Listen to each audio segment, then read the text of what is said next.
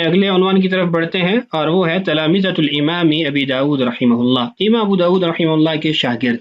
شاگردوں کے معلوم کرنے سے آدمی کا اپنا درجہ واضح اور ظاہر ہو جاتا ہے، اس لیے کہ ہمیشہ قابل جو شاگرد ہوتے ہیں اور بڑے درجے کے جو علماء ہوتے ہیں یا بڑے درجے کے لوگ ہوتے ہیں، وہ ہر ایک کے پاس جا کے زانو تلمس طے نہیں کرتے، بلکہ وہ کسی ماہر کے پاس جا کر اور کسی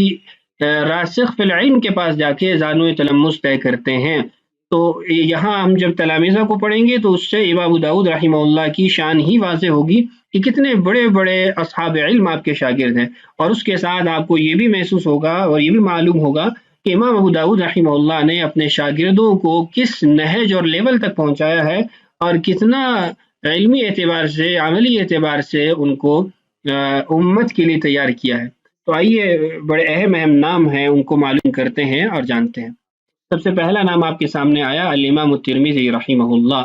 سنن ترمذی کے مؤلف ہیں اور خود اصحاب کتب ستہ کے اندر شمار ہوتے ہیں، 279 ہجری کے اندر وفات ہے۔ اس کے بعد ہے ابن ابی الدنیا، بہت زیادہ تالیفات و تصنیفات کے مالک، اور علی ابن الصمد جو علان کے لقب سے مشہور ہیں۔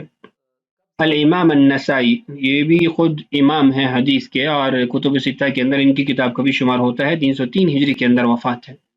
احمد بن محمد الخلال، 311 ہجری کی وفات۔